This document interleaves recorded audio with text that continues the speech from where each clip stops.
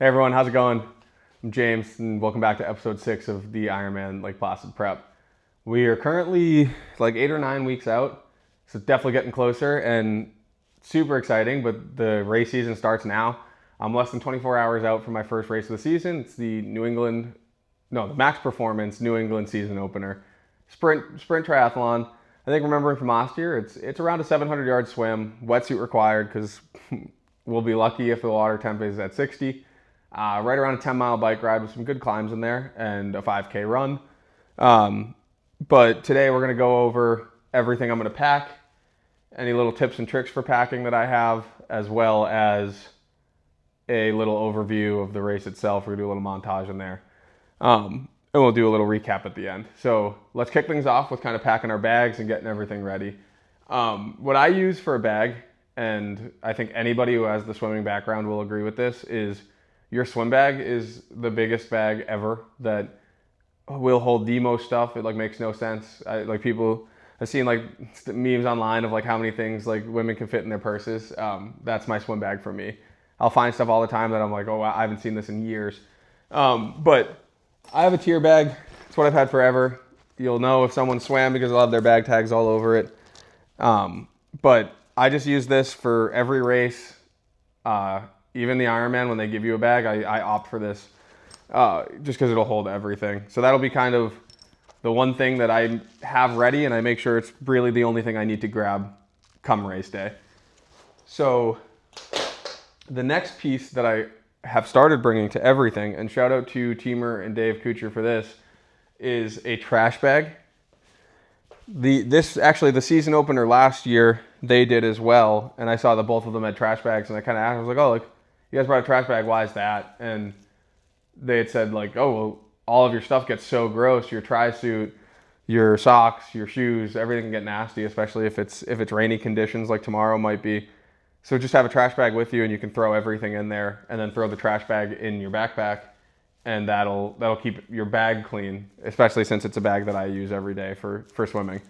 For now, actually, I'm going to use this to protect my bike helmet, but that'll be what this is for tomorrow.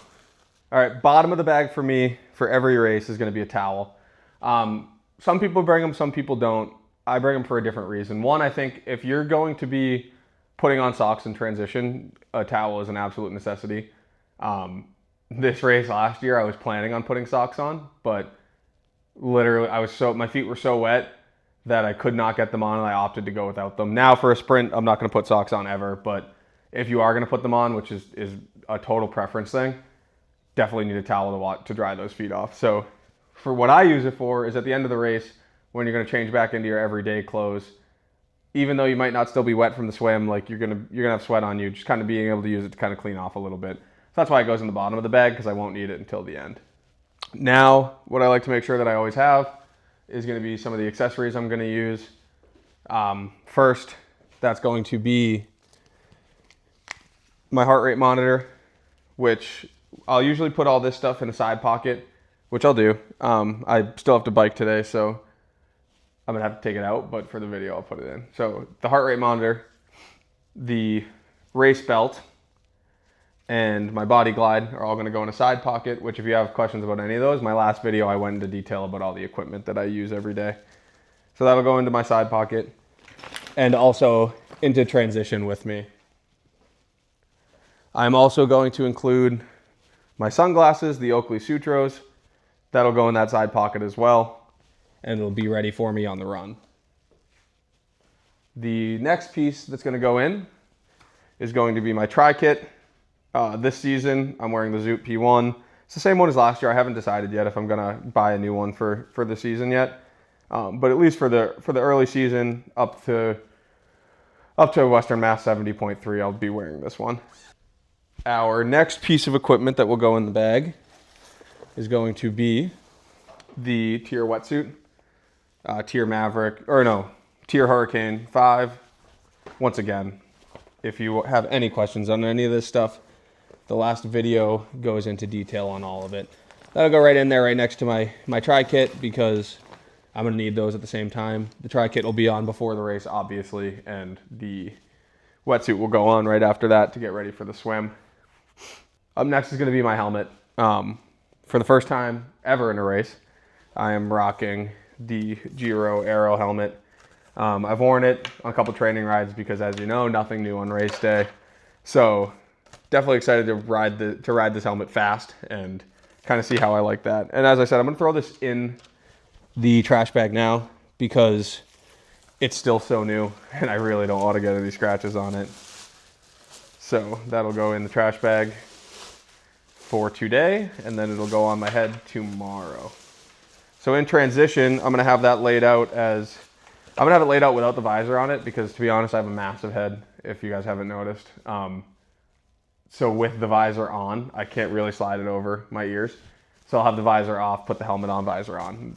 I'm also going to put this in upside down so that I can still get other stuff inside. Finally, for the race itself is going to be my shoes. I'm going to be wearing the Saucony Endorphin Elites. And what I'm going to switch these out for is I'm going to switch them out for lock laces, which if you don't know what that is, I don't really know where the company's from, but Max Performance is always working with them and they're giving them away at all of their races. Super cheap. They're elastic laces that at the top just have a lock. So all you need to do in transition is slide them on your foot and pull the cord, and it's going to tighten and you're going to have your shoes ready to go and tied and you don't have to fumble around with actually tying your shoes. Personally, I opt for regular laces in like an Ironman. It's just a little bit more comfortable for me.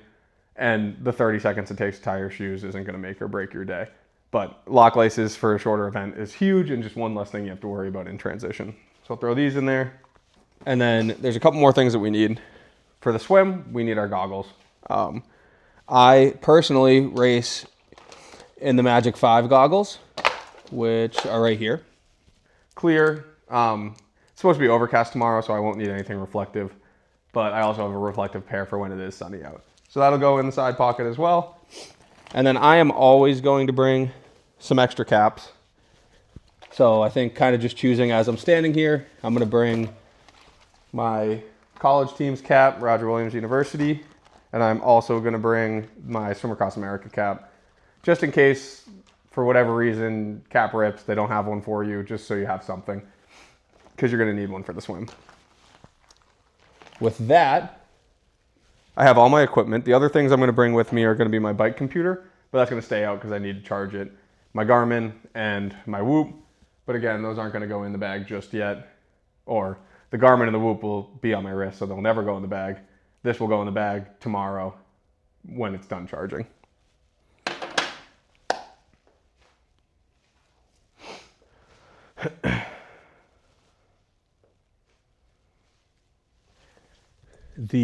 The final thing you're going to need is going to be a water bottle. What I'll do is I'll throw some electrolytes in here and be sipping on these all morning. Maybe a little bit of carb mix. That way you're constantly ready, you're fueled up, and you're ready to go.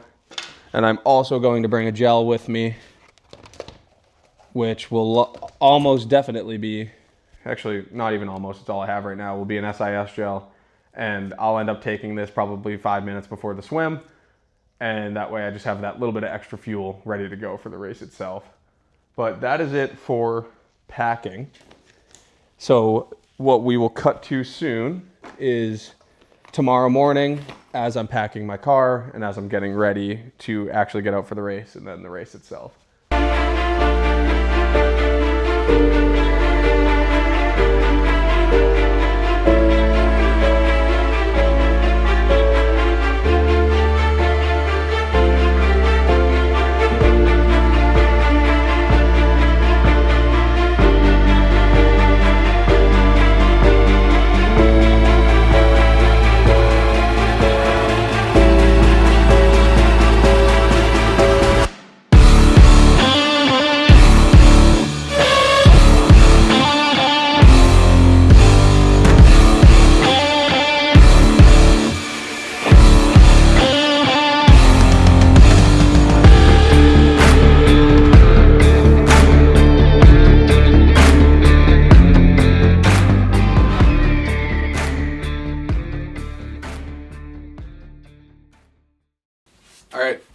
Here we are, right after the Max Performance New England season opener triathlon, first race of the season, first race since I've been documenting this whole journey, and to be honest, It was an overwhelming success. I had an incredible day.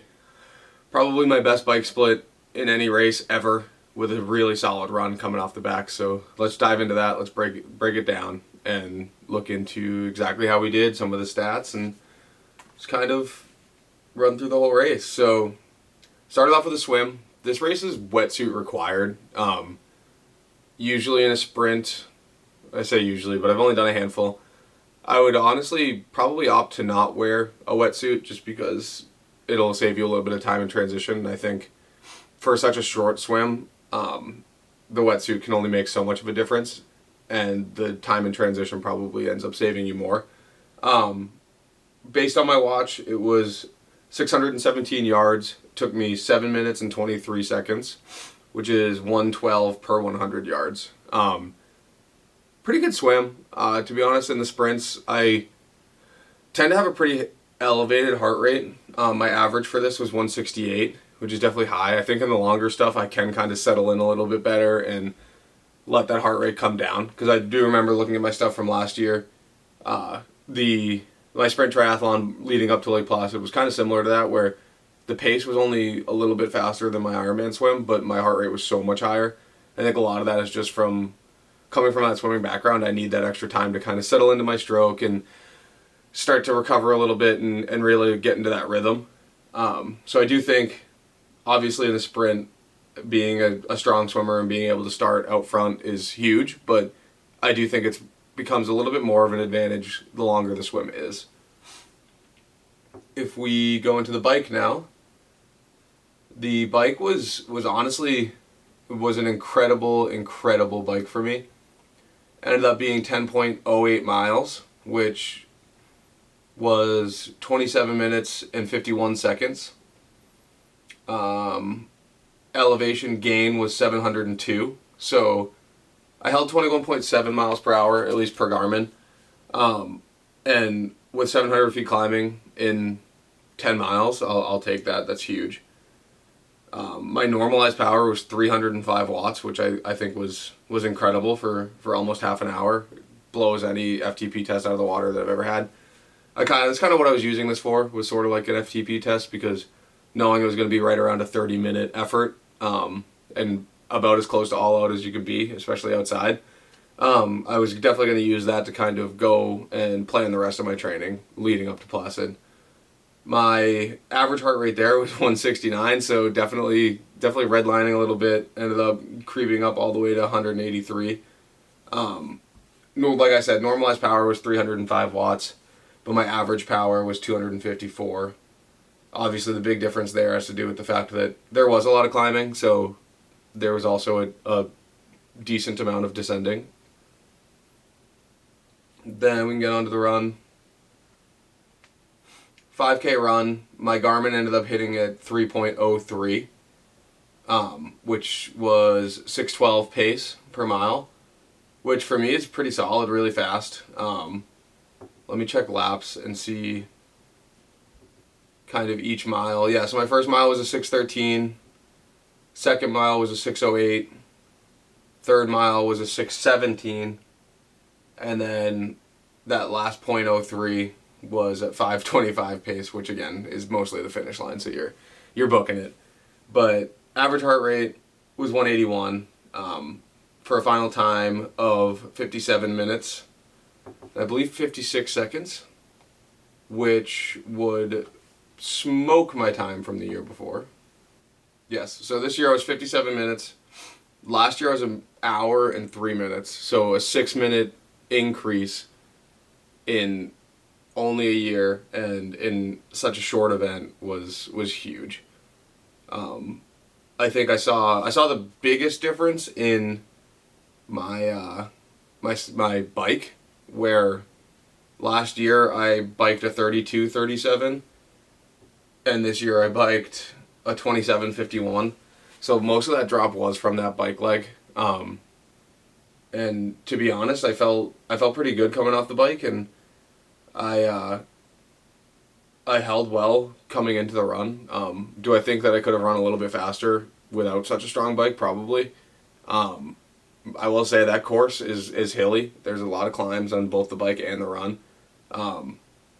And although there's nothing too crazy on the bike, there is one section on the run that you do have to go pretty steep, and that can be pretty tough, especially since it's kind of early, so your heart rate spikes pretty fast and pretty early in the run, which in such a short and fast event can be devastating. But obviously, kind of the whole point of these is to redline and see what you can hold on to.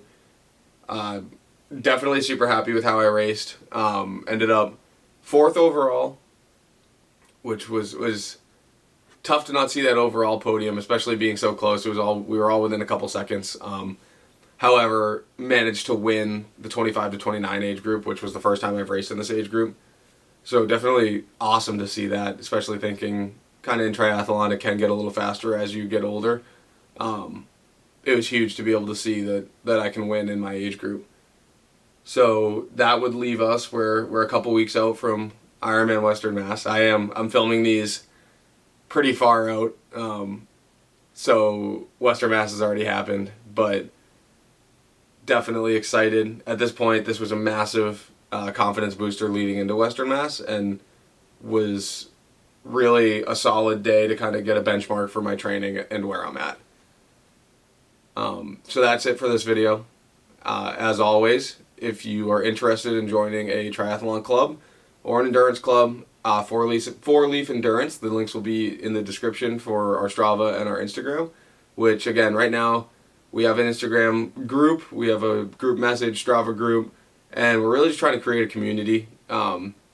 We are coming out with endurance hats. We had kind of the trucker rope hat in the past. I'm going to leave that in the past so that we can kind of get something a little more on brand with us and have that endurance hat that you can train in, you can run in, and I have 50 of those coming in, so I'm really excited for that. And you can find me on Instagram at mclaren.training if you want to follow along a little more day to day. And once again, we get to do this, and that is honestly the mantra that's getting me through a lot of this training.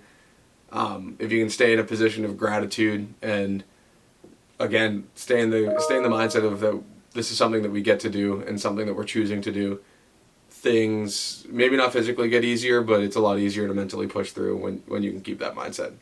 So have a good one.